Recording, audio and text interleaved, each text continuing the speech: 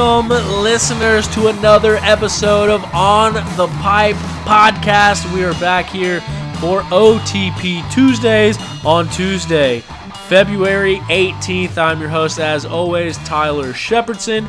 And if you are a listener to the show, the first thing that you're thinking right now is, what in the world went through my ears? That is not the normal intro. That is not how On the Pipe podcast normally starts. And if you are thinking that, then I'm glad you said something. And if you didn't say that, then I just said it for you because I need to lead into my next point. That point being, we have a brand new intro. You just heard it. You may be thinking to yourself, where did this come from? Why is he using this as the intro? I'll tell you where it came from, and I'll tell you why I'm using it as the intro. One, because I don't know who in the world made that song that I was using, so before that ever becomes a problem, we're just going to go ahead and get rid of that one and get some music and get some content that I got permission to use. But it's not just regular old permission, and it's not just regular old entry or intro music. That right there was recorded by none other than one of the OG co-hosts of On the Pipe podcast. If you are a listener from way back when, since the beginning, you'll remember my co-host Devin Byram, who is actually the inspiration and the reason why this show exists. He was the co-host for quite some time before exiting to do some own stuff, do some stuff with his business, and do some stuff musically.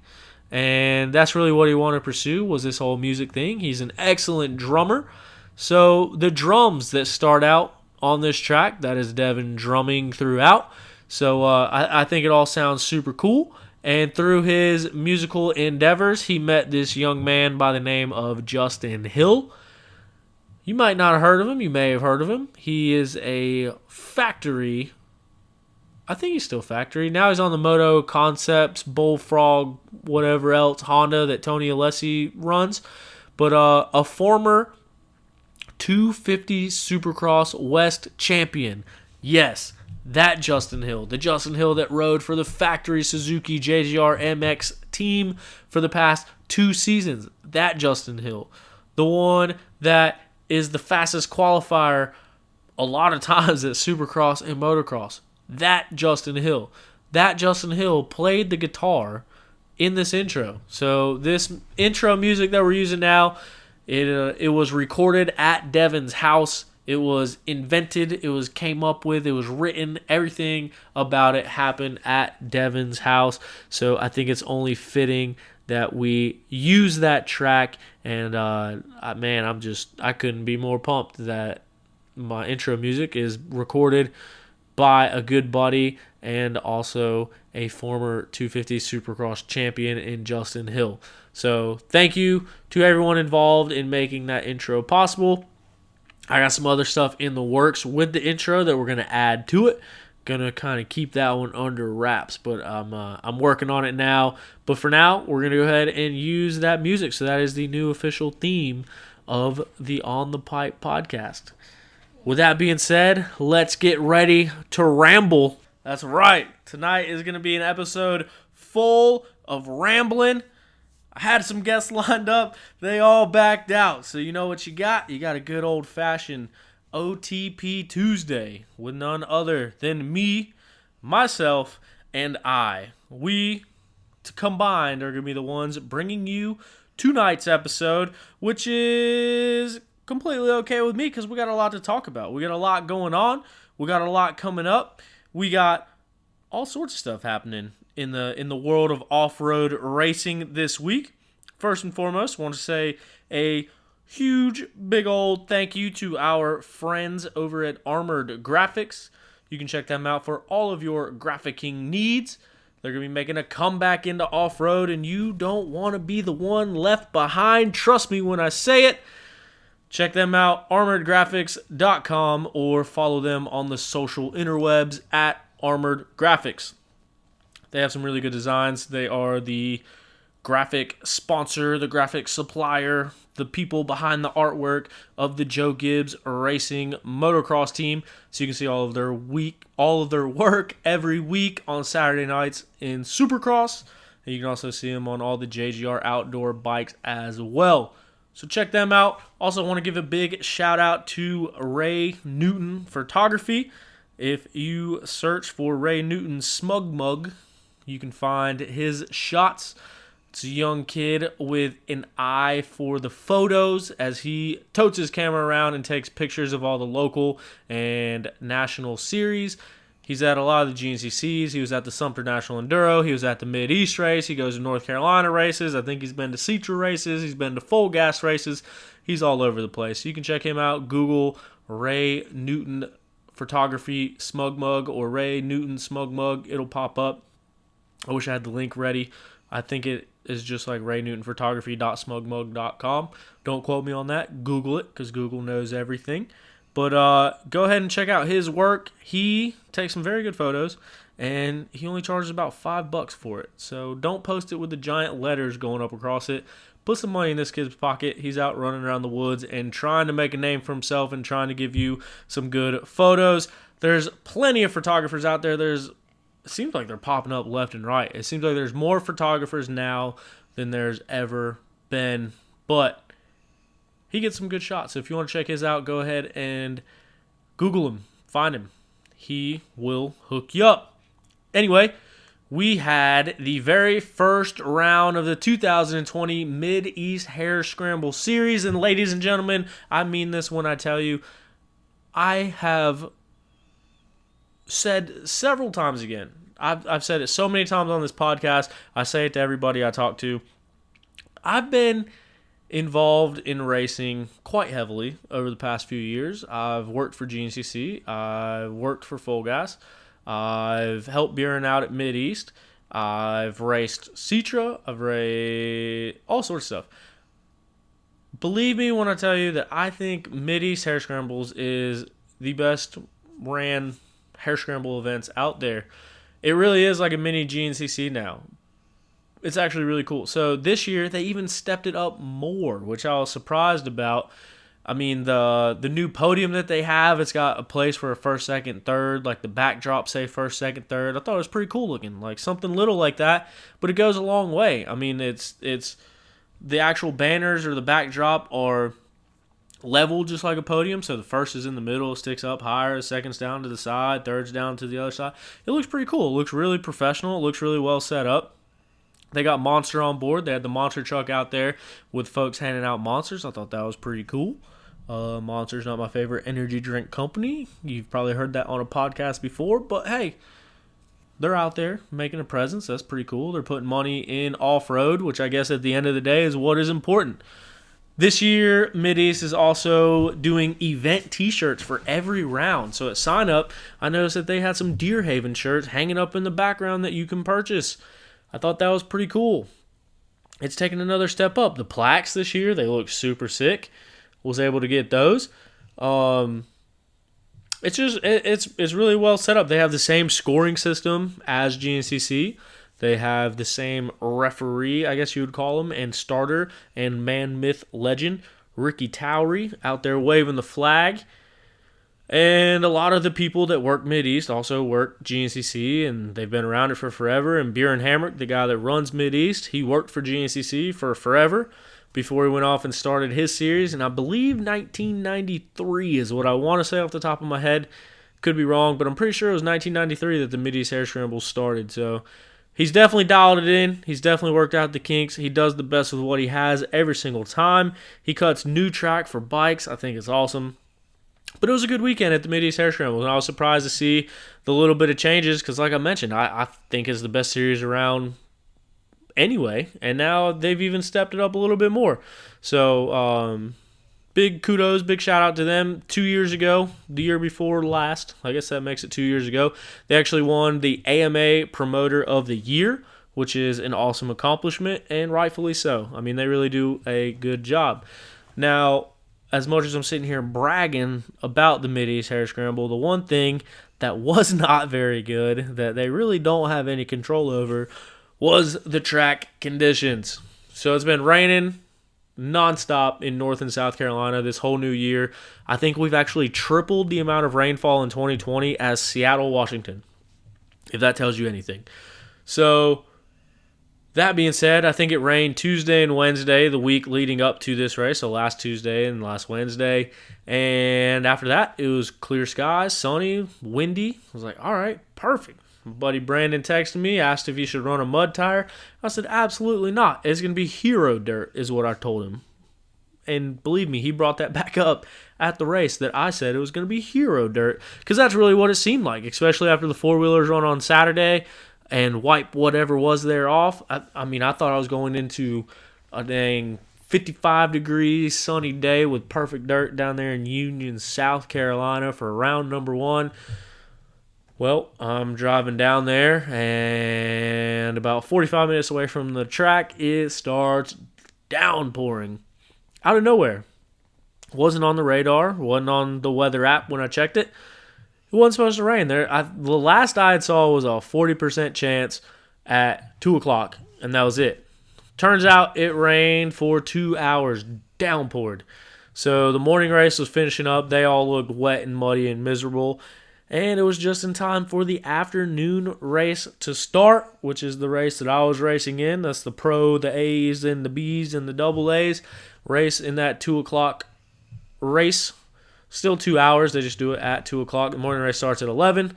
So 2 hours later is 1 o'clock, and then it gives them an hour to kind of tie up loose ends and get everyone in. And then the pro race starts at 2. But yeah, the rain was absolutely coming down, which added to an even more stressful morning for me. I went to go pump up my bike tire, or actually my dumb self. Instead of just changing the tire, I went out there with a tire knife, and I sat there and cut sharp edges in every single knob on my back tire. It took 40 minutes. It was stupid. And then after that, I go to check my tire pressure. Oh, tire pressure is super low. No problem. Let me pump it up. Start pumping it up. I hear the air come out. Turns out, ripped the valve stem off my tube. Keep in mind, I noticed this after I just spent 40 hours cutting a essentially useless tire, cutting sharp edges in it because I didn't feel like changing it. Now it turns into a panic situation as the race is about to start. Well, not about to start, but a few hours from starting. And now I have to find somewhere to get a tube. I have to grab a tire, and I have to make sure that I get a tire change somewhere in that time frame. I didn't think I had time to do it myself, but if I would have checked my tire pressure first, that 40 minutes that I was cutting grooves in my stupid tire, I could have changed my stupid tire, and I would have avoided it all, and I would have been good to go. But that would be the smart thing to do, which is not what I do ever, it seems like, when it comes to racing. So I show up at the track a couple hours before the pro bike race start, which, luckily for me, because of the mud, because of the weather, everything, and because of the first round and a lot of people sign up, the race was delayed a little bit, and I think that's what saved my tail, because I brought my tire, and I brought my wheel, and I brought my tube over to the Kenda man, and I said, hey, Mr. Kenda man, I need this tire changed. He looked at me and he said, good luck. And I said, excuse me? He said, I'll try to get to it. And I said, try to get to it? He said, yeah, I got 5 in front of you. So he's like, I might be able to get it done before the race starts. And I said, sir, I really need this done before the race starts because I'm racing in that race that you're talking about starting. He said, just lay it there. I'll try to get to it. And I was like, oh, man, I really need you to get to it. But it all worked out. The race ended up starting really late. It was like an hour late. So I was able to get that tire changed and make it down to the starting line. And we had a good time. But you guys don't want to hear about me. You want to hear about the race. It was super muddy. That's pretty much all you need to know. Start, beginning, end, middle. It was muddy. There was big old deep mud holes. And keep in mind, this is in Union, South Carolina. This is right down the road from Big Buck. Big Buck GNCC is in Union, South Carolina. Deer Haven, Mideast Harescrambles is in Union, South Carolina. Same terrain, same routes, same rain, same everything. And let me tell you something. It was one of the worst mud races I've raced in my life. It was so slick. If you've ever raced the John Penton GNCC on a bad year, that is exactly what this Deer Haven race was like, in my opinion. It was just soaking wet clay. It was super slick. Couldn't even ride in a straight line in some places, like fishtailing all over the place. There was a moto track. Moto track looked perfect. Dirt looked perfect. It even looked like there was dry spots of dirt. You try to ride across it, and your bike would slide out from under you so fast. It did not make sense how slick and muddy this mess was. But nevertheless, it was a good time. I had a good time. I did not have a good time cleaning my bike. In fact, I spent a couple hours yesterday cleaning my bike, and it's still not clean, but I was getting too cold and it was too dark, so I put it up, and then today I didn't get to it. So tomorrow we'll spend some more time cleaning that bike up from this stupid race. But nevertheless, I was thankful to be able to race. I'm thankful to get back to the races, and it was cool. I liked being back. I liked racing, and I especially like the fact that when situations get like this, Mideast still races. They don't cancel race. They don't make excuses. They don't reschedule. They race. And that's one of the things I respect most about Bjorn, and that's one of the things I respect most about Mideast, is that if they schedule a race, you better clear your schedule because that race is happening. Come hell or high water or all of it in between, Mideast is going to race. So I think it's cool that we're able to go out and race. And I know that I'm rambling, but I warned you at the beginning of this thing that I was going to ramble. But it was really cool. It was really cool being back, and I just want to take a second to say thank you to each and every single one of you all. And I'm sorry that I go off on these tangents all the time, but I couldn't be more thankful for the people that listen to this podcast and the people that follow us on social media and the people that have invested any sort of time, energy, effort, or even money into buying these shirts. Like, it means so much to me, and I appreciate it from the bottom of my heart. If we were basing things off of riding ability and how you guys all know the Grant Baylors and the Stu Baylors and the Caleb Russells and the Thad Duvals and the Trevor Bollingers, how everyone knows them, it's all off of pure skill. It's off of how good they ride or how well they ride a motorcycle. It's off their race results. It's off of things like that. And, I mean, same thing with these top amateur riders. I mean, people like Zach Davidson, just to name one off the top of the head. I mean, there's so many of these riders that everyone knows because of their abilities on a dirt bike and their abilities on a racetrack. And that's really how you get to know a lot of these people. If you guys judge me off of my riding abilities, then no one in this world should know who I am. And so I think that's what really strikes me the most, is walking around the pits and having so many people come up and talk to me and, hey, how's it going? Hey, how it's been? Hey, I've listened to the podcast. I thought it was really cool. Like, those comments and people come up and talk to me means more than you guys can ever imagine. I mean, I'm not going to go into a whole bunch of detail about why it means so much to me, but just who I am, where I came from, my background, everything that I go through. Like, I've kind of invested everything into racing, invested everything now into this podcast, and just that anybody listens to it blows my mind. So from the bottom of my heart, thank you guys so much. I mean, it's so cool to be able to walk through the pits and be able to talk to people and catch up. And shout out to Mercy Graphics and Mickey Frazier. He came up to me, talking to me a little bit, asking about shirts, asking about hoodies. Had a couple other people ask me about shirts. So thank you guys all so much for even wanting a shirt, for even asking about a shirt, for asking how I'm doing.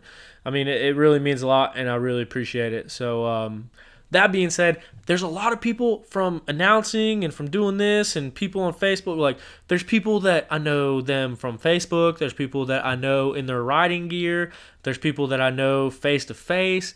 But like, a lot of people that I talk to face to face, I wouldn't recognize them on their bike. And a lot of people on their bikes, I wouldn't recognize them face to face. And a lot of people that I only see their profile picture on Facebook, talk to them all the time, and come up to me at the track, I might not recognize them right away. So if I don't recognize you, I'm really sorry. Like I said, there's tons of people that I recognize on the bike, off the bike, online, all that stuff.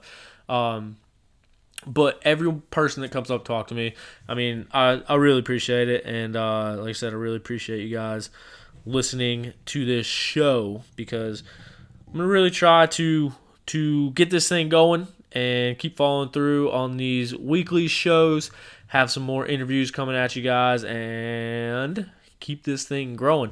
That being said, I do want to say I made a stupid meme. I was sitting there and just had a random idea for a stupid meme. That stupid meme reached over 100,000 people on Facebook. It has like 700 shares. It reached like 15,000 people on Instagram. It has like 700 likes there. That's insane. I mean, that's the closest to viral I'll ever go. But I just thought it was funny, so I made it, and I thought it was cool. But yeah, stuff as simple as that. Like, all right, I'll quit rambling about it. Just thank you, everybody. I do appreciate it. Appreciate you guys listening, and I hope you guys stay invested. I hope you guys subscribe to this, and I hope that we can all grow together and keep these shows coming every week. And that way, people don't ditch me when I want to interview them, and people actually want to come on the show and talk and really start getting that exposure and getting people out there so they have a reason to sit and talk with me instead of making plans to and then not. But nevertheless, we're here. We're doing a show, and now, 18 minutes in, I'm sorry, Thomas Caldwell. I know you're going to say, you talked way too long, you rambled too much, but that's what I do. It's a podcast. I'm talking to myself. Let's get into some results.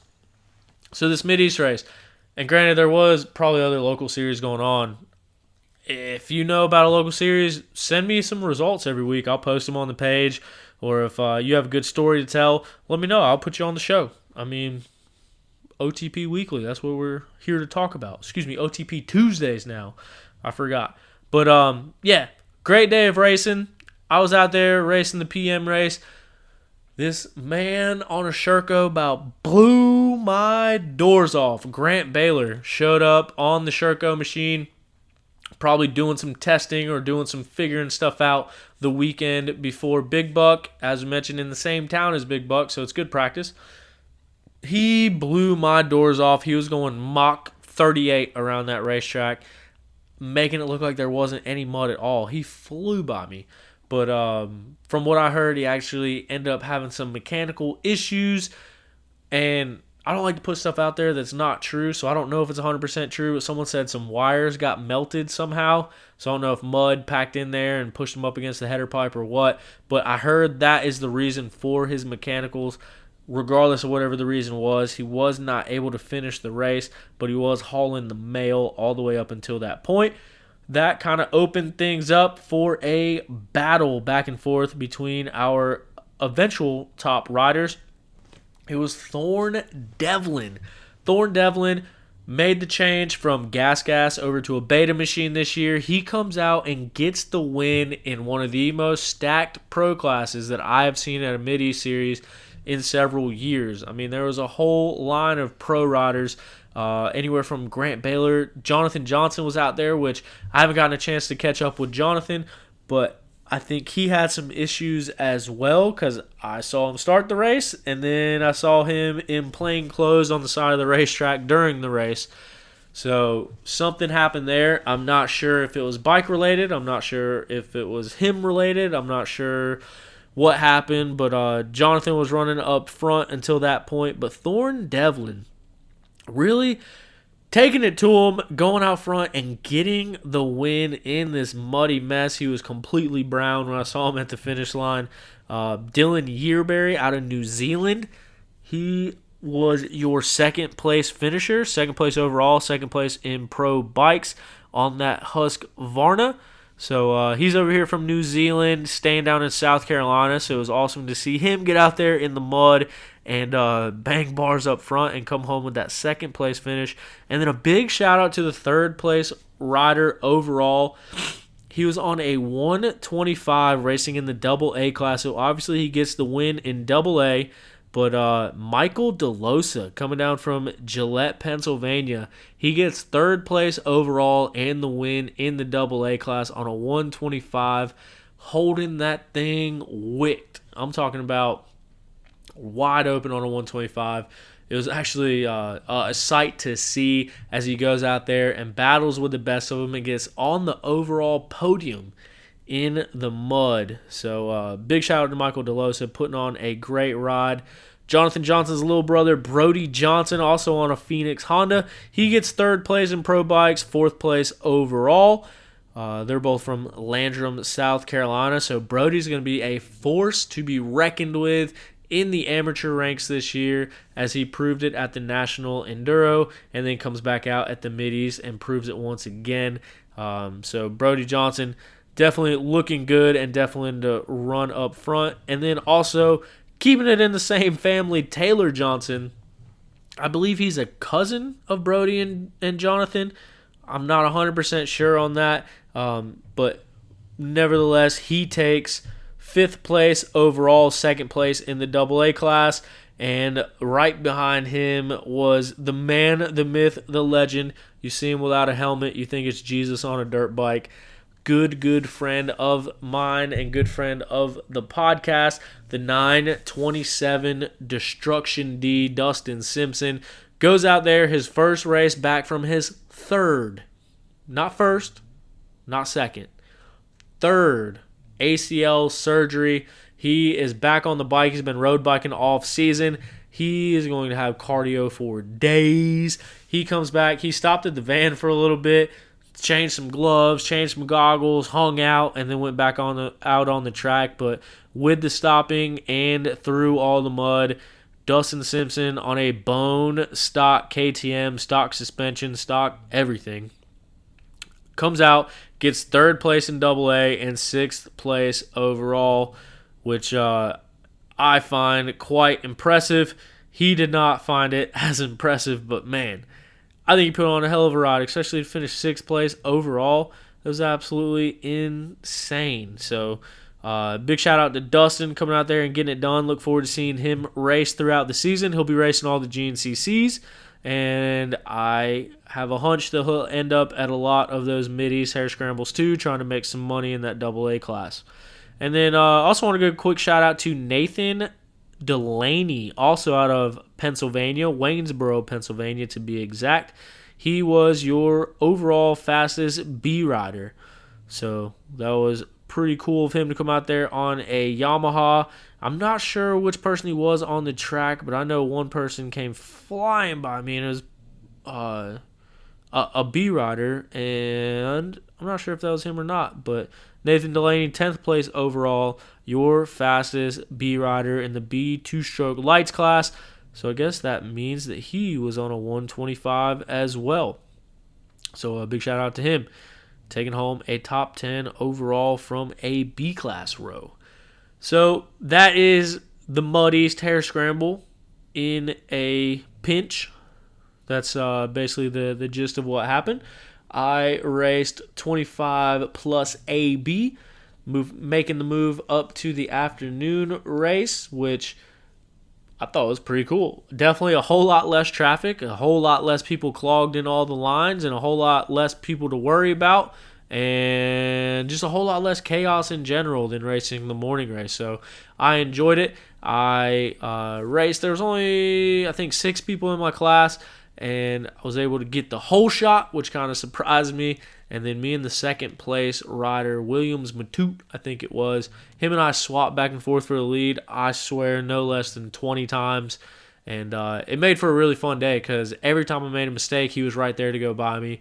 And then I'd kind of catch up, and he'd make a mistake, and I'd get by him, and then we'd just keep swapping back and forth. And that's my favorite type of racing. I mean, I think that keeps it interesting, and I think it just makes for a fun time. So I had a fun time out there in the mud, battling back and forth with him, but I was able to pull away on the last lap and get the win, which honestly surprised me. I was not expecting to get the win. But yeah, all around, great time at the Mideast Harescramble, but we are looking forward to this coming weekend. Today is Tuesday. That means we are just a few days away from round number 1 of the GNCC series, which, as everyone knows, that is pretty much everyone's primary focus. That is the biggest series, I believe, in the world. Like, from rider participation, I'm pretty sure that I remember seeing this, the biggest in the world. No doubt the biggest on the East Coast. And I'm pretty sure it's the biggest in the nation, because if it's the biggest in the world, then it has to be the biggest in the nation. But if I'm wrong on any of that, just take to the bank the fact that it is a really big series. It's a very important series. It's a very prestigious series. And we are just a few days away from kicking things off at round number 1. in Big Buck Union, South Carolina. Now, the interesting thing to note about Big Buck is this has the potential to be one of the best Big Buck tracks ever, because 2019, no one touched it. No one raced there. No local races raced there. Full Gas didn't race there. GNCC canceled it, so they didn't race there. No one raced there, so the land has been untouched. That kind of gives it more than a year to heal and repair itself, and we could be looking at some very good topsoil conditions down there at Big Buck. Depending on what this weather is going to do, there's a potential for a winter storm. As we mentioned, we raced a mud race in Union, South Carolina 2 days ago. I live about an hour from there, and it rained a good bit at my house today. I don't know if Union saw any of that rain, but I think that it was supposed to rain there today and tomorrow down there. Haven't seen any updates other than Jared Bolton posting a picture of the quad that he's been using down there. They got those Yamaha Grizzlies that they use to lay out the track, and he posted a picture of his quad and said that he's been riding it down there for 2 days now, and the thing was barely dirty at all. So that is a very good sign. That's a very good indication that we could be in for a treat this weekend at the Big Buck GNCC. But it's the weekend to kick off everything. I mean, there's so many storylines going into this year, from tons of people lining up to race XC3. The two-time reigning XC3 champion, Jesse Ansley, he's moving up into that XC2 class on his Trail Jesters KTM. So he is leaving the door open for a newcomer to come in and win that XC3 title. And everyone's being so secretive about it. And not just XC3, but it seems like everyone's being secretive about all the different classes that are going on.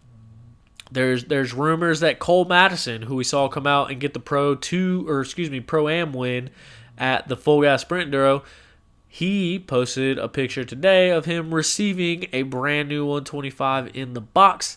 And I've heard rumors about him racing that XC3 class, so I mean, he'd be good at it. I don't know what Zach Davidson is doing, but he was on a 250F this past weekend, which he's raced the 200A class the past 2 seasons.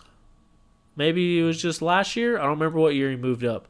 But that's always an option for him. I mean, there's so many up-and-comers that would do great in that class. And to be honest with you, until the green flag waves on Sunday, I'm not entirely sure who's going to be racing that XC3 class. But I know that the XC2 class and XC1 class, they are both stacked to the gills. We're going to have a bunch of good riders and a bunch of good competition going on. I mean, XC2 is going to be up for grabs. I think there's going to be a battle there. I think our obvious front runners.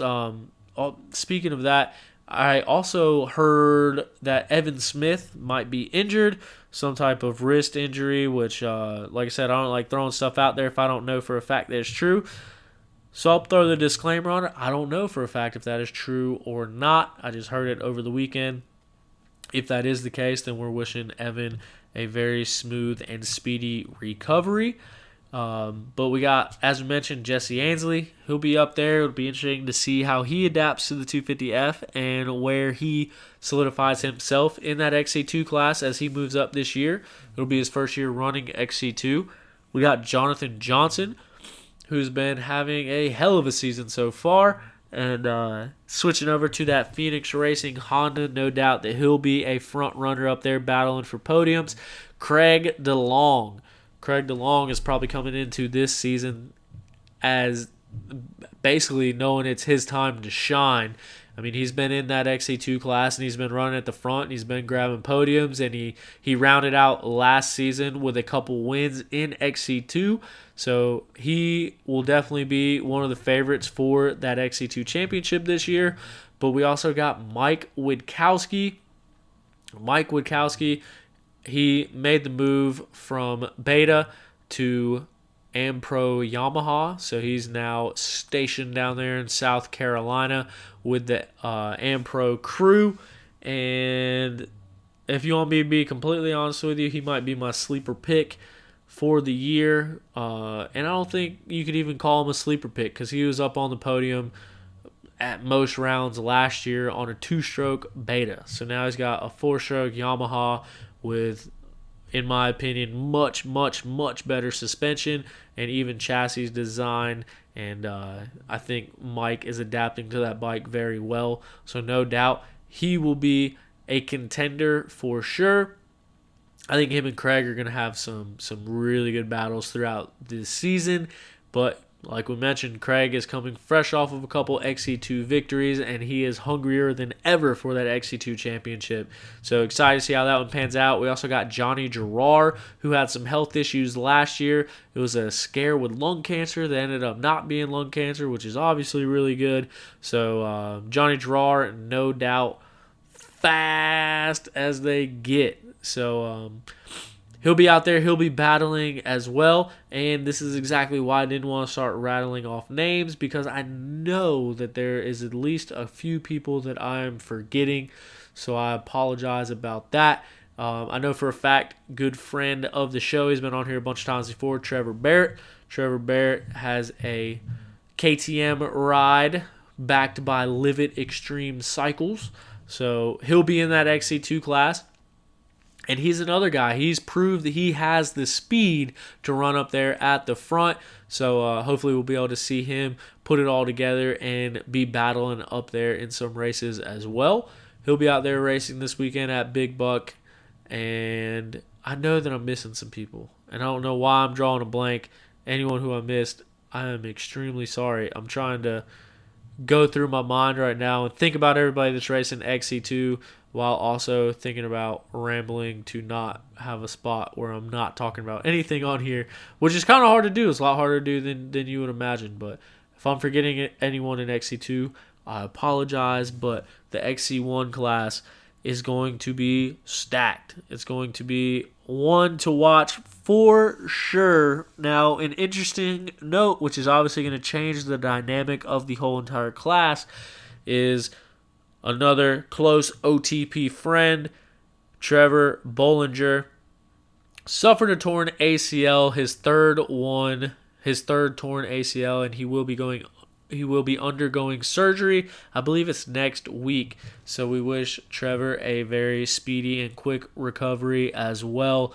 Very unfortunate for him. We talked in a previous show about how he actually took a break from social media to get to his training. He's been down in Florida for the past couple months, really hitting it hard and trying to make it all happen. He's got big dreams. He's got big goals. He's a former XC2 champion.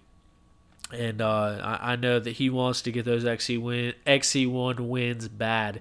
So he was doing everything that he could to go ahead and get ready for that. Unfortunately, suffered a crash at the Sumter National Enduro in test number 3,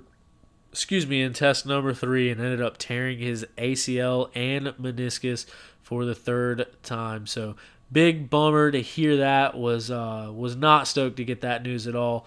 But we are wishing Trevor a quick and speedy recovery. He was a front runner. He was a podium guy. He finished top 5 in the points. I mean, he was definitely a guy that was going to be up there. So him being out now leaves the door open for one of the other contenders to get up there as well. But, I mean, you got a stacked class. You got Caleb Russell, obviously the winningest rider in GNCC history. 7 straight GNCC overall XC1 championships, going for his 8th in a row, and no doubt will add to his all-time winning streak, or not winning streak, but winning record for the most GNCC races won. And it's his last year. It's his last year in XC1. It's his retirement year. So I think that's going to add some extra fuel to the fire, especially knowing that he's got some tough competition. Now that he's announced this will be his last year in XC1, no doubt that he wants to go out a champion. So he is hard to beat, obviously, already. I think it's going to make it even tougher on these guys that Caleb Russell is going to be riding with his legacy on the line. I mean, obviously, if he doesn't win the championship this year, it's not going to take away everything that he has done. But people kind of remember what you did last. So he's won 7 in a row. If for some reason he doesn't win the championship this year, I think people will remember that. And I think Caleb knows that. And I think that just the competitor that he is and the drive that he has and all the things that he has proved to the world already, I think he will leave no stone unturned, and he's obviously the favorite going into the season, but he's going to have a line of competitors looking to play spoiler to that. Thad Duvall, obviously the one that has been able to run with Caleb consistently over the past few seasons and steal some wins from him as well. But even when Caleb wins, Thad and Caleb go through the finish line at the same time almost every race, and they're always quite a bit ahead of third. So, I mean, those two guys definitely push each other, and Thad Duvall is going to be looking to come into this season trying to steal that last championship out from underneath Caleb Russell. And, yeah, it'll be interesting to see because he's coming off a knee injury as well. So it'll be interesting to see if he's kind of going to ease back into the season and test the waters on that knee, or if he's going to come out swinging, because I know that there has to be a part of him that really wants to win this championship over Caleb, to say that he beat Caleb in a championship straight up. So Thad Duvall, no doubt, is going to be hungrier than ever. So he tore his ACL at the end of last season. He made an Instagram post saying that he was weighing his options and then never really saw anything else after that. So I don't know if he had surgery or if he has just been rehabbing it since then. Didn't really see anything about surgery or anything like that. So to my knowledge, I don't believe that he had surgery. If he did, he didn't tell the world or tell the social medias. So it'll be interesting to see how that plays out in the long run. If that wasn't repaired, if it was repaired and he's riding already, that's insane. Like, kudos to him. I could never do that. But if he didn't have it repaired, it'll be interesting to see how that holds up through the course of a season. As we all know how brutal these races are on a body, especially when you're going at a speed that is not comprehensible by most humans. So definitely something to look out there. I think obviously the next person you got to talk about is the man who took, I don't know if you heard that in the microphone, but Molly, my dog, definitely just farted, aimed right at the microphone. So if you heard that, that was a dog fart. But Ben Kelly, he won the last 2 rounds of the year last year. He moved up for the final 3. Had some issues at the Mason-Dixon, which a lot of people did. That was that dust race that Jordan Ashburn led 7/8 of. But the following 2 after that, Ben Kelly was able to take the overall win. But you got to keep in mind, he got that overall win with no Thad and no Caleb. Thad was sitting out because of his knee, and Caleb didn't race Ironman, but at Mountaineer, he had the championship locked up already with Thad being out, and then he had some issues going into that race, so he pulled off and still wrapped up the championship. And since he wrapped up the championship, he didn't race at Ironman. That's important to note because Ben Kelly did get both of those wins, but as we mentioned, he did it without Thad or without Caleb. So now with all 3 of them in the mix, they're all going to push each other. I mean, there's nowhere to go but faster. And Caleb, to my knowledge, is perfectly healthy going into the season. Ben, perfectly healthy going into the season. And, I mean, Thad came out, Sumter National Enduro, 4th place overall, and out there riding and training with the Coastal boys and with the Husky boys. So I think he's going to be coming in at pretty close to 100%. It'd be interesting to see how his knee is affecting him now. But from everything I can tell, it doesn't seem like it's affecting him too much. So it'd be interesting to see what those 3 guys do, but there's also a stacked class behind them. Stu Baylor, we saw Stu Baylor 2 years ago come out and lead the points up until that Indiana race when he ended up getting really sick and ended up going to the hospital and missing a couple rounds because of that. So if that Stu Baylor shows up, who knows what can happen. In case you forgot, the first XC1 race that Stu Baylor won, guess where it was at? Union, South Carolina, Big Buck GNCC, 2017. And I remember that one so fondly because I did the Racer TV interview with him right after the race. So it was pretty cool. I was thrown on the spot, had to interview him. Got a cool picture out of it. Got a cool memory to share. So yeah, that was pretty cool. But he changed. He's on that Sherco. Between him, Grant Baylor, and Ben Kelly at the Sumter National Enduro, they all went into the last test pretty much tied. So no doubt that they all have the speed. And as we just mentioned, Grant Baylor also on a Sherco. It'll be interesting to see how the Baylor boys on the Shercos adapt to the new bike in a 3-hour race format, because that is one thing we have not seen yet. We've seen the practice footage. We've seen the enduro footage. We've seen Grant out at Mideast this past weekend, but we have not seen those Sherco machines go for 3 hours. So it'll be a sight to see what happens with all of that, both with them adapting to the new bikes and the new bikes adapting to racing a 3-hour hare scramble, because that is undoubtedly tough on a bike. We also got Ricky Russell, who was on the show a couple weeks ago. He's on that Coastal Racing Husqvarna coming off the Yamaha, which he did good down at Full Gas, got second place there. So he seems to be gelling with that Husky. He's liking it. So I think coming off the Yamaha, going to the Husky, he's obviously got something to prove. So I think he will be a force to be reckoned with. He's won an overall GNCC before. So definitely one to keep an eye on is Ricky Russell on that 212 Husky machine. And then we also got Lane Michael stepped up and took the Yamaha ride that Ricky was on last year, riding for that Am Pro factory Yamaha team, which he, to my knowledge, has always ran Huskies and KTMs, except for maybe I think he dabbled with a Cowie there for a little bit. I'm not sure, but nevertheless, he made the switch over to the Yamaha, and haven't really seen much of Lane this year. He was at the Full Gas, I do believe, but haven't gotten a chance to talk to him, so I don't know how well he's gelling with that Yamaha. But Lane is one of them guys who has the speed to run up there with all of them. He has the speed to win races, and it's cool to see some factory support behind him and see how he ends up doing with that factory backing behind him and with that new Yamaha. So that's definitely one to keep an eye on as well. And I'm running into a bit of the same debacle with XC1 as I did with XC2, as I know that I'm forgetting someone. We got the Kawasaki boys, the Babbitts Online Monster Energy Cowies of Josh Strang and Jordan Ashburn. Jordan, as I mentioned, we saw him at that Mason-Dixon GNCC run out front for almost the whole entire race until he ended up having some bike problems, as did a lot of people because of all that dust. He'll be one to watch. I always like watching Jordan ride. He's a very smooth rider, and he's just an all-around good guy.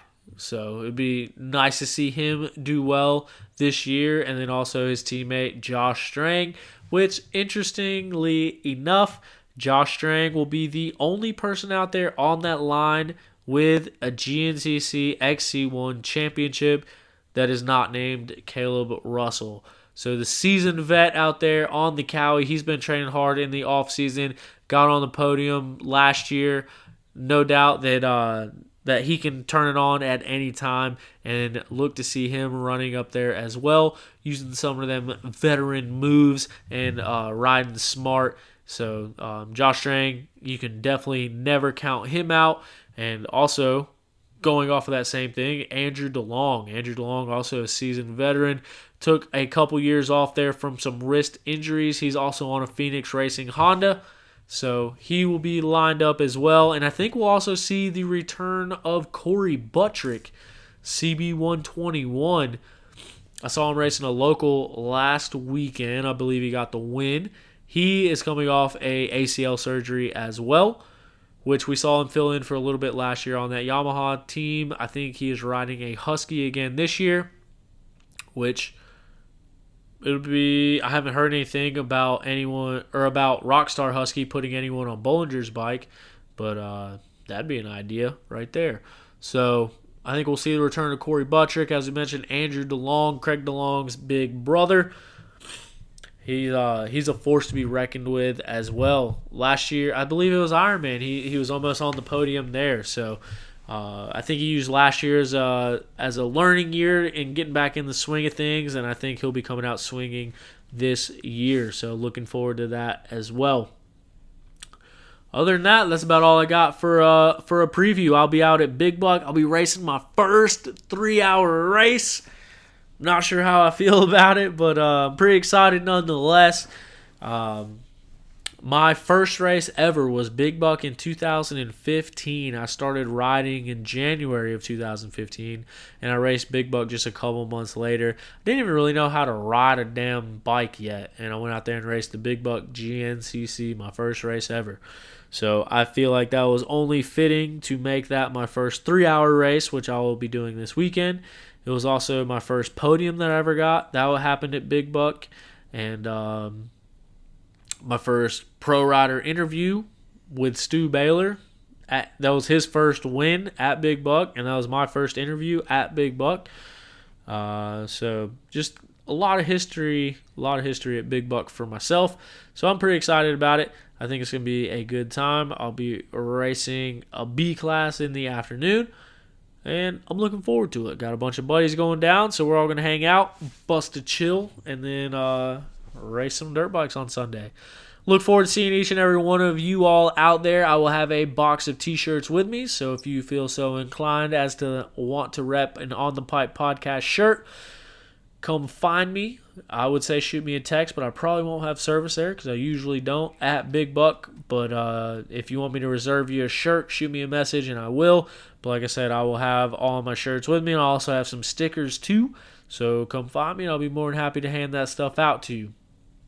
Other than that, thank you guys all a ton for checking in and coming to listen to this week's episode of OTP Tuesday. If you made it through 50 minutes of me talking, then kudos to you. That's pretty cool. I appreciate it. And with that being said, we'll see you this weekend, and we'll see you next week for another episode of OTP Tuesday.